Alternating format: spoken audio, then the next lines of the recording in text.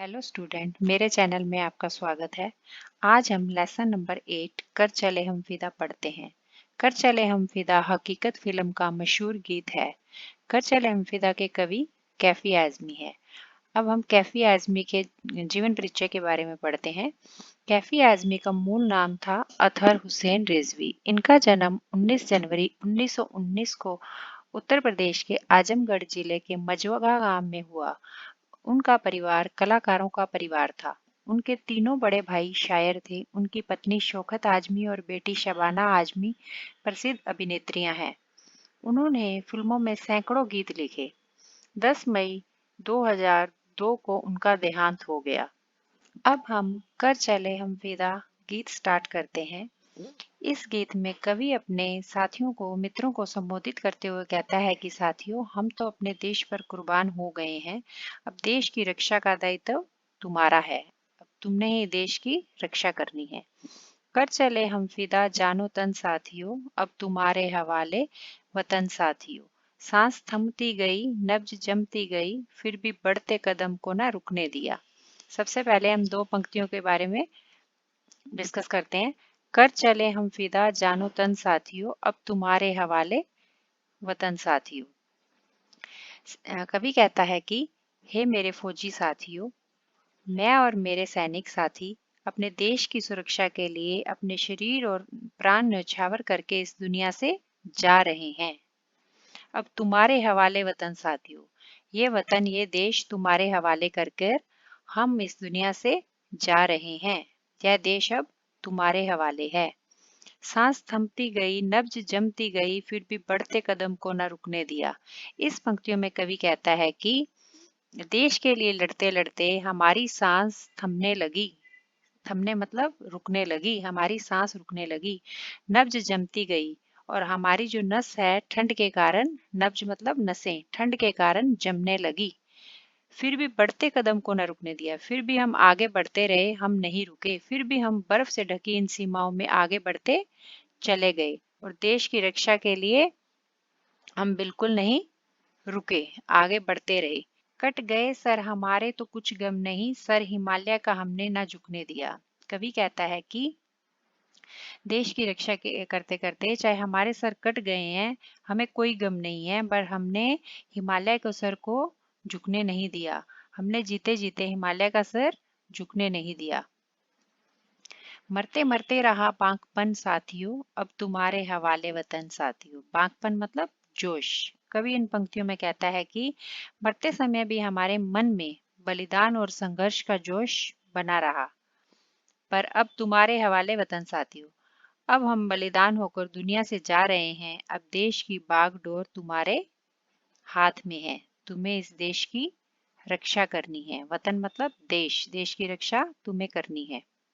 जिंदा रहने के मौसम बहुत हैं, मगर जान देने की रुत रोज आती नहीं। कवि इस पंक्ति में कहता है कि हे मेरे साथियों, जिंदगी जीने के अवसर तो बहुत मिलेंगे, बट जान देने की रुत, रुत मतलब मौसम, रोज आती नहीं। परंतु देश के लिए बलिदान होने का अवसर कभी कभी ही आता है। हुस्न और इश्क दोनों को रुसवा करें वो जवानी जो खून में नहाती नहीं। हुस्न मतलब सुंदरता, खून मतलब खून। कवि इस पंक्ति में कहता है कि इस समय जो सैनिक अपने शत्रु से लड़ता हुआ खून से लथपथ नहीं होगा, वह धरती के सौंदर्य और प्रेम को बदनाम करेगा। हुस्न मतलब सुंदरता, सौंदर्य और इश्क मतलब प्रेम, धरती के प्रेम और सौंदर्य को बदनाम करेगा।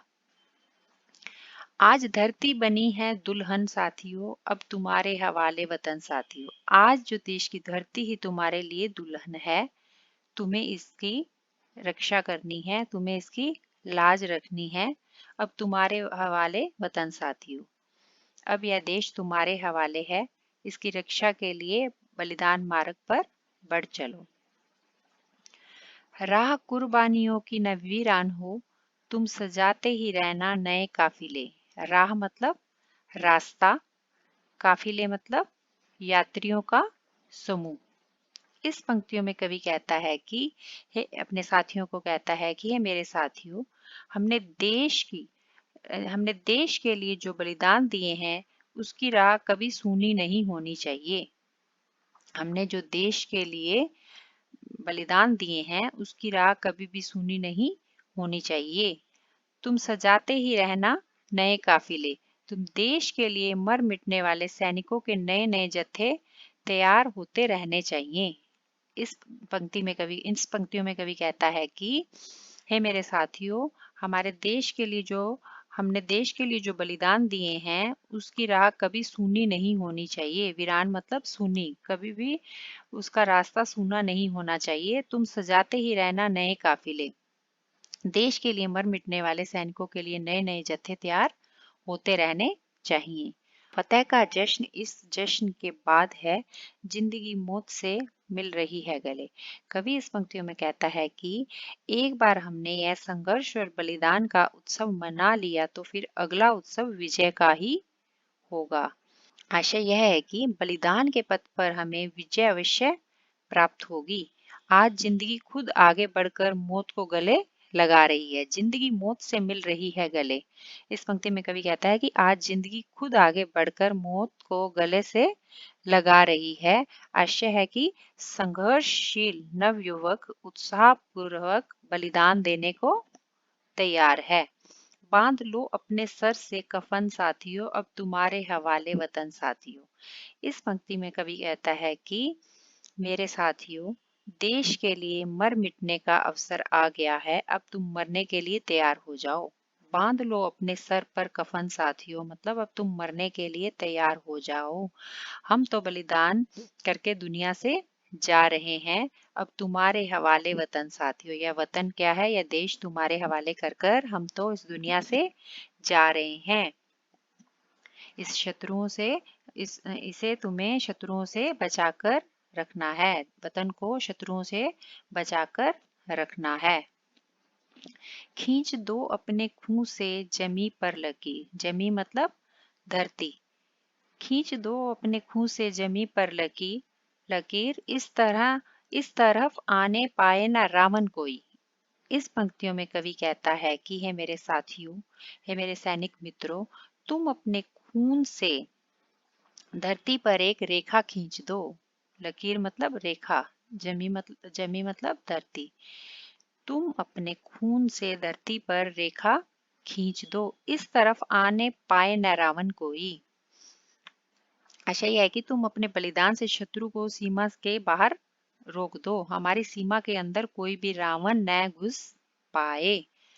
हमारी सीमा के अंदर कोई भी रावण न घुस पाए।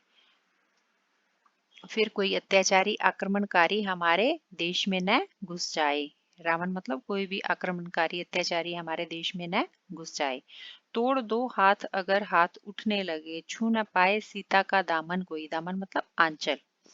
इन पंक्तियों में कवि कहता है कि अगर किसी आक्रमणकारी का हाथ हम पर प्रहार करता है तो उस हाथ को तोड़कर रख दो। तोड़ दो हाथ अगर हाथ उठने लगे। कवि इस पंक्ति में कहता है कि किसी भी शत्रु का हाथ हम पर प्रहार करता है तो उस हाथ को तोड़कर रख दो।